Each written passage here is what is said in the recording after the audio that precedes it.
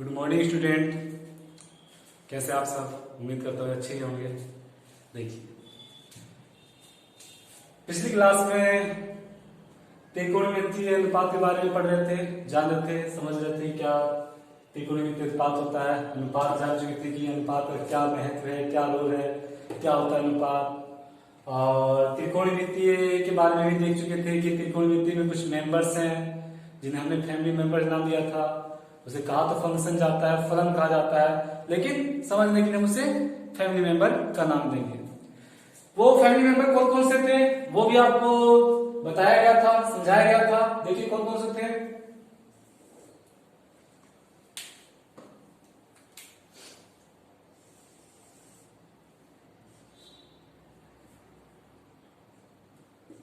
Sign,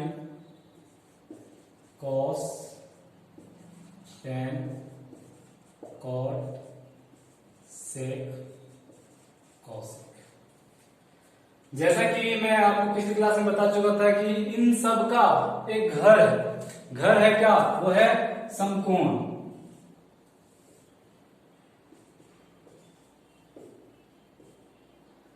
ये जो इन सब का घर है। और जैसा कि हम त्रिकोणमितीय अनुपात पढ़ रहे हैं, तो त्रिकोणमितीय अनुपात में साइड, ये जो तीनों साइड है, ये जो आधार नजर आ रहा है आपको, आधार, लंब और कर्ण, तीनों साइड का, तीनों भुजाओं का एक दूसरे के साथ किस प्रकार का अनुपातिक है। आधार और लंब का अनुपात क्या है, लंब और कर्ण का अनुपात क्या है, कर्ण और आधार का अनुपात क्या है, तीनों का एक दूसरे के साथ अनुपातिक संबंध को हम यहाँ पे जानने का प्रयास करेंगे। ये तीनों एक दूसरे कैसे अनुपातिक रूप से जुड़े हुए हैं, इनका क्या अनुपातिक संबंध है, देखिए समझिएगा। मैथमेटिशियन जो थे उन्होंने सबका अनुपातिक संबंध निकालना शुरू किया, और निकालने के क्रम में उन्होंने सबसे पहले नहीं कह सकते, लेकिन हम यूं कहें कि उन्होंने सबका अनुपातिक जो संबंध है उसे निकालने के क्रम में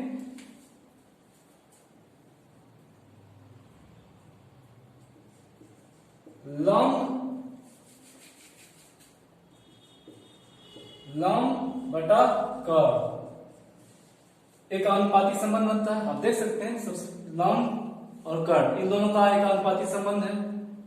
ऐसा भी हो सकता है कर्ण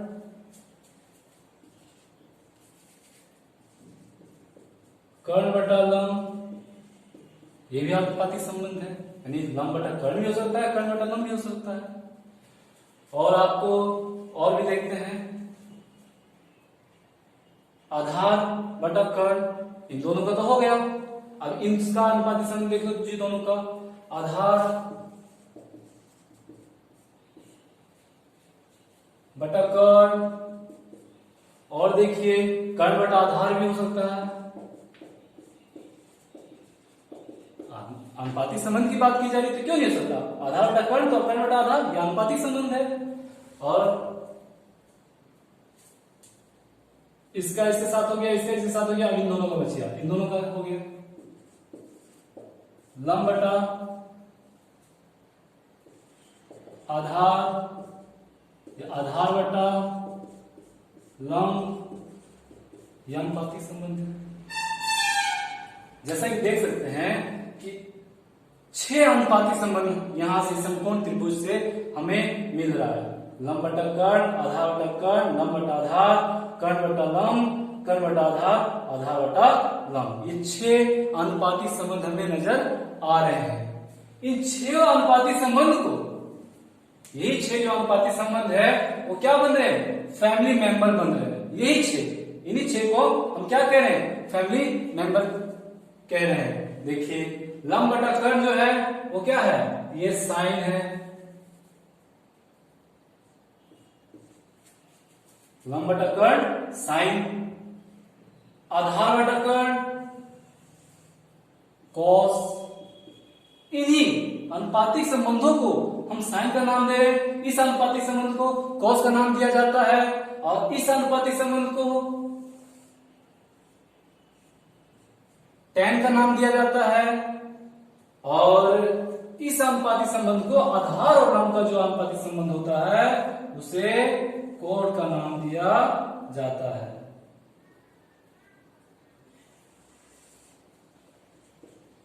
तो बच गई तो ये जो अनुपातिक संबंध नजर आ रहा है आपको कर्ण बटा लंब, तो ये कर्ण बटा लंब हो जाएगा। इसके लिए है सेक के लिए बच गया कर्ण बटा आधार,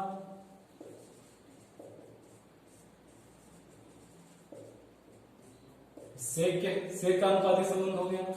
तो आप समझ सकते हैं कि ये जो है इस अनुपातिक संबंध को दर्शाने के लिए ये सब साइन का प्रयोग किया गया है, ये सब पहचान प्रतीक चिन्हों का प्रयोग किया गया है। ऐसा कहीं मत समझिएगा कि साइन है तो लंब बटा कर्ण नहीं, बल्कि लंब बटा कर्ण को साइन कहा गया है, आधार बटा कर्ण को कोस कहा गया है समझने के क्रम में, ताकि इतने बड़े टर्म को लिखने की बजाय इतने बड़े लैंग्वेज को लिखने की बजाय छोटे फॉर्मों से लिखा जा सके। उम्मीद करता हूं कि ये बात आपको समझ में आ चुका होगा। ये सब आनुपातिक संबंध है, ये जितना भी है इसे क्या है आनुपातिक संबंध है। अब देखिए जब ये समकोण बन रहा है तो ये तो 90 डिग्री है पक्का है, लेकिन इन दोनों जो एंगल हैं ये भी कुछ ना कुछ वैल्यू रखते हैं। ऐसा नहीं कि इनकी कोई वैल्यू नहीं है, इन एंगल की वैल्यू है।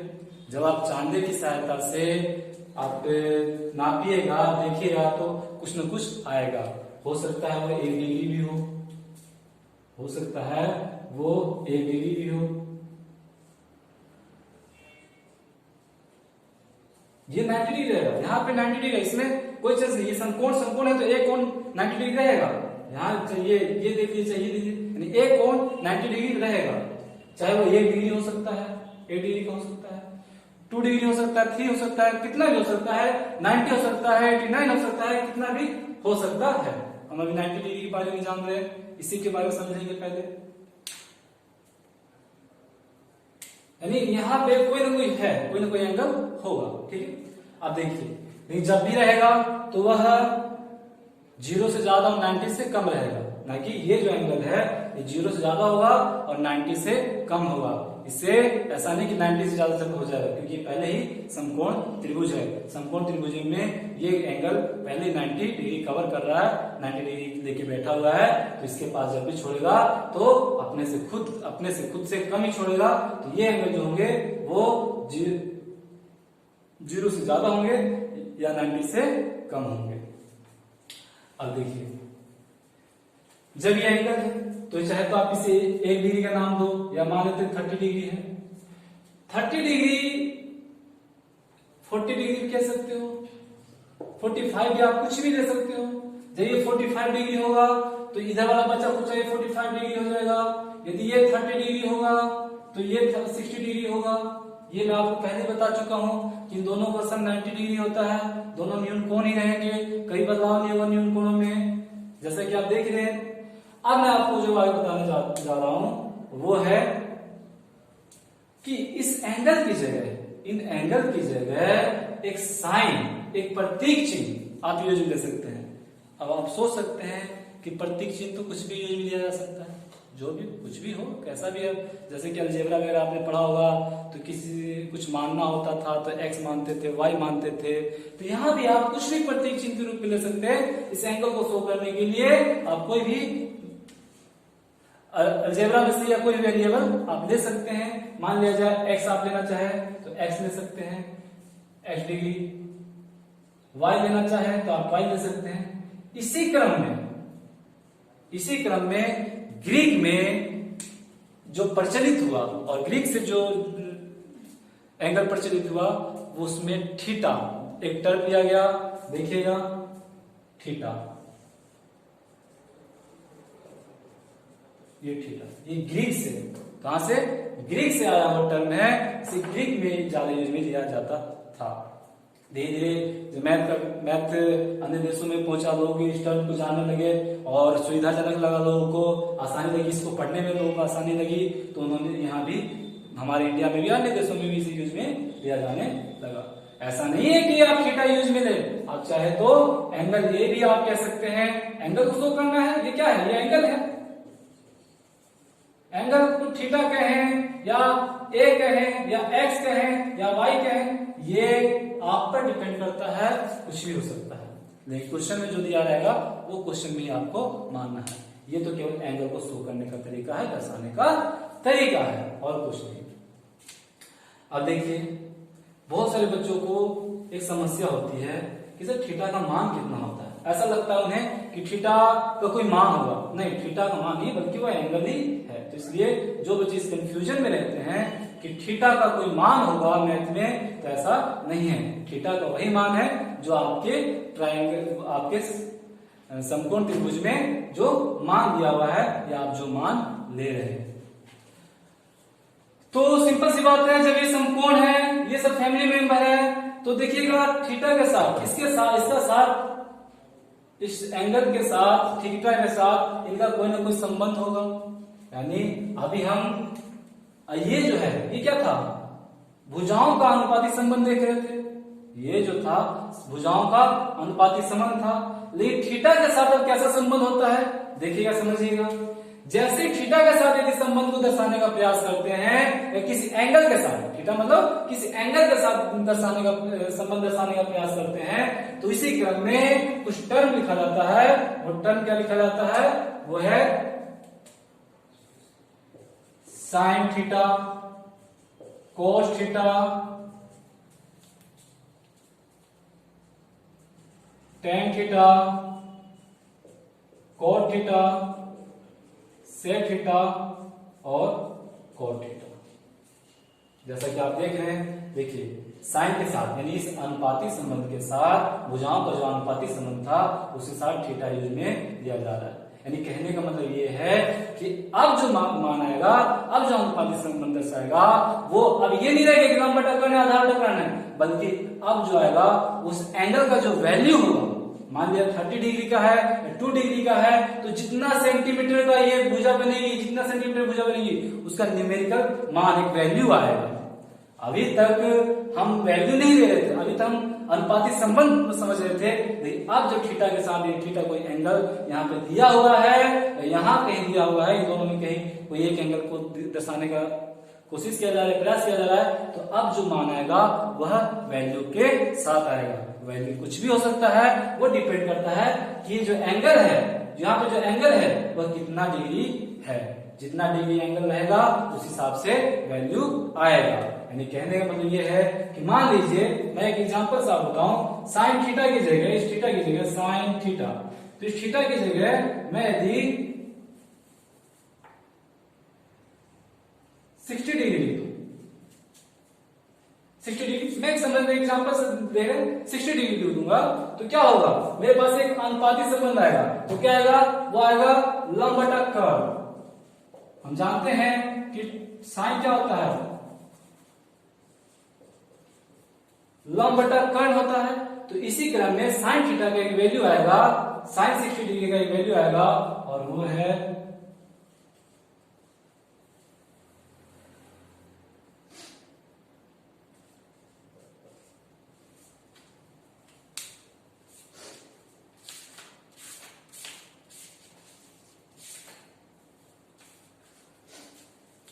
देख सकते हैं लंब बटा कर्ण √3/2 आ गया। अच्छा, अब देखिए, यानी कहने वाला ये है कि जैसे थीटा आया वैसे एक वैल्यू आने लगा।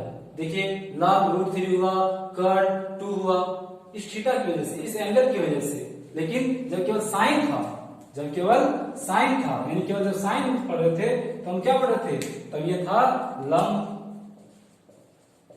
बाय कर्ण। यानी कहने का मतलब ये है कि जैसे यहाँ पे एंगल आएगा ना, वैसे हमें एक न्यूमेरिकल वैल्यू आने लग जाएगी, एक नंबर वाला वैल्यू हमें मिलने लग जाएगा। बात समझ में आ गया होगा ये बात। अच्छा, अब एक समस्या बच्चों की ये होती है कि क्या सर साइन और थीटा दोनों मल्टीप्लाई हैं, दोनों एक दूसरे के गुणन हैं? ऐसा नहीं है, दोनों एक दूसरे के गुणनफल नहीं है। ये जो बच्चे ऐसा सोचते हैं वो एक भ्रम है, उन्हें ऐसा नहीं सोचना चाहिए। एक्चुअली में मैं बता चुका हूं कि साइन जो है ये अनुपातिक संबंध को दर्शा रहा है, भुजाओं का अनुपातिक संबंध को दर्शा रहा है, और जो थीटा है वह कोण को शो कर रहा है। तो ये एक दूसरे का मल्टीप्लाई नहीं है, एक दूसरे का गुणनफल नहीं है। ऐसी गलती कभी मत कीजिएगा। यानी यू कहें कि साइन इंटू थीटा, क्या ऐसा है? नहीं, यह रोंग है। क्या है? रोंग है। साइन एक दूसरे का मल्टीप्लाई नहीं है, ये गुणनफल नहीं है।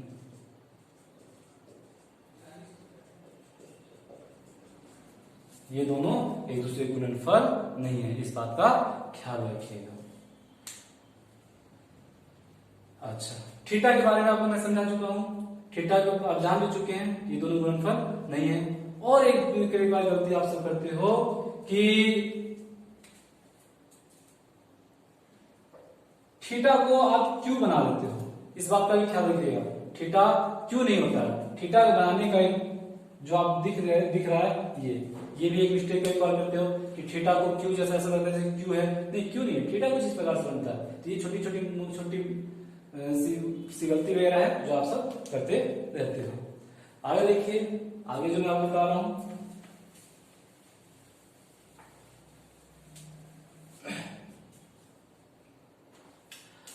अब रही बात इसको याद करने की। लंब बटा कर्ण, आधार बटा कर्ण, लंब बटा आधार, इसे याद करना बड़ा मुश्किल है, ये थोड़ा दिक्कत देता है याद करने में। तो इसे याद करने के लिए कुछ शॉर्ट तरीके अपनाए गए हैं, शॉर्ट फॉर्मूले अपनाए गए हैं। देखिए वो शॉर्ट तरीके क्या है? साइन है तो लंब बटा कर्ण है, तो यहां से हम लंब बटा को लंब है और एक कर्ण है, तो ऐसा करते हैं साइन को समझने के लिए साइन एल बटा कर्ण यानी एल बटा, यानी इसे हम कुछ समझने के लिए एल बटा के से दर्शा देते हैं। कॉस जो है आधार बटा कर्ण है, तो इसे हम ए बटा कर्ण से दर्शा देते हैं। और जो टेन है वह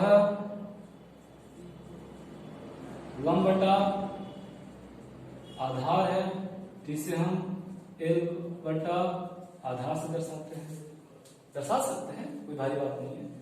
देखिएगा याद करने के लिए लंब बटा कर्ण, कोस आधार बटा कर्ण, टेन लंब बटा आधार, दिख रहा होगा।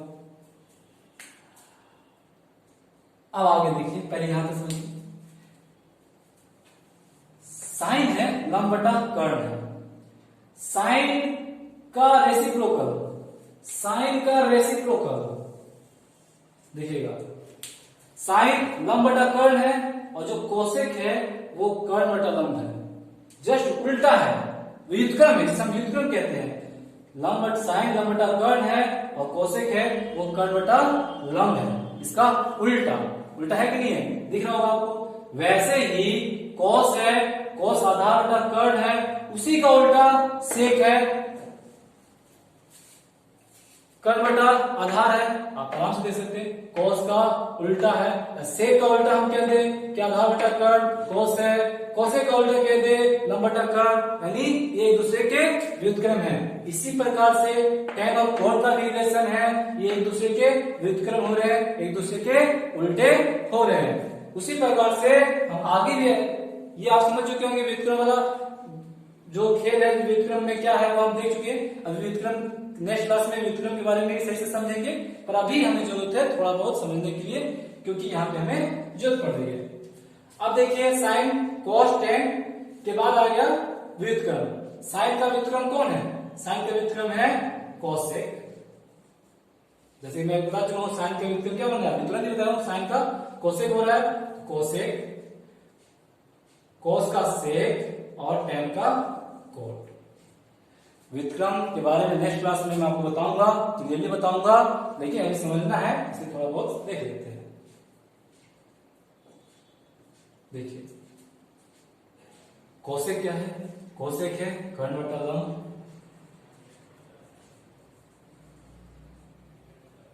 जिसे हम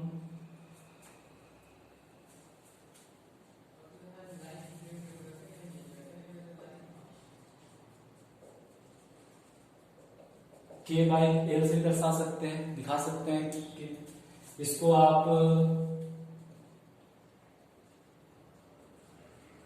कर्ण बटा आधार है तो इसे आप के बाई ए से दर्शा सकते हैं। कोट आधार बटा कर्ण है तो इसे आप आधार बटा के से भी दर्शा सकते हैं। ये दर्शाने के तरीके आप देखिएगा, यहाँ से हमें एक ट्रिक नजर आ रहा है। एक ट्रिक हमें यहाँ से निकल रहा है। वो ट्रिक क्या है? वो ट्रिक है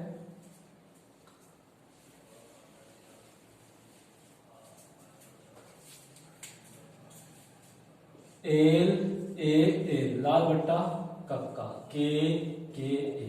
देखिए क्या है लाल बट्टा कक्का। एल वाई के किसको शो कर रहा है? साइन को, इसे हम साइन नाम देते हैं। कॉस क्या है? आधार बटा कर्ण। ए बाई के आधार बटा कर्ण किसको शो कर रहा है? कॉस को। टेन क्या है? लंब बटा आधार, लंब बटा आधार एल बाई ए, इसे हम शो करते हैं टेन से। अब देखिएगा कोसेक क्या है? कर्ण बटा लंब, कर्ण बटा लंब जस्ट उल्टा जा रहा है, यानी व्युत्क्रम है। देखिए साइन का व्युत्क्रम है, अभी मैं बता चुका हूं कि साइन का व्युत्क्रम कोसेक होता है तो जस्ट उल्टा। कोसेक क्या है? कर्ण बटा लंब। तो जब भी कोसेक की बात आएगी तो हम ऐसा नहीं कि कोसेक के लिए हम कहेंगे कि योग लंब बटा कर्ण हो, नहीं, हम क्या पढ़ेंगे? जब भी कोसेक की बात आएगी तो कर्ण ऊपर चला जाएगा और लंब नीचे आ जाएगा। कोसेक। इसी प्रकार से सेक है, सेक में देख लीजिए कर्ण बटा आधार है, ये सेक। और उसी प्रकार से कॉट है, कॉट में भी आप देख सकते हैं। यानी कहने का मतलब ये हुआ कि साइन कॉस टेन, साइन लंब बटा कर्ण, कॉस आधार बटा कर्ण और टेन लंब बटा आधार। कोसेक कर्ण बटा लंब। यहाँ पे बच्चे आप सब कंफ्यूज हो जाते हो, क्या करते हो कि साइन वाले को ही कोसेक मान लेते हो, नहीं, बल्कि ये उल्टा है, व्युत्क्रम है, यानी कर्ण बटा आधार। कोसेक क्या होगा? कोसेक कर्ण बटा लंब होगा। सेक क्या होगा? कर्ण बटा आधार होगा। और कोट क्या होगा? आधार बटा लंब होगा। ये बात ध्यान रखिएगा, यानी इसका व्युत्क्रम इसका उल्टा हो जाएगा। कर्ण बटा लंब, सेक आधार बटा कर्ण बटा आधार और कोट आधार बटा लंब। ये चीज है। उम्मीद करता हूं कि ये याद करने का जो तरीका है आपको पसंद आया होगा और नेक्स्ट क्लास में जब भी वीडियो देखिएगा तो ये अच्छे से याद कर लीजिएगा, आपको फायदा पहुंचेगा। क्योंकि ये याद नहीं हुआ तो मुश्किल होगी, क्योंकि इसे याद करना मुश्किल होता है, इसे आप सही से माइंड में सेट नहीं कर पाइएगा, कंफ्यूज हो जाएगा।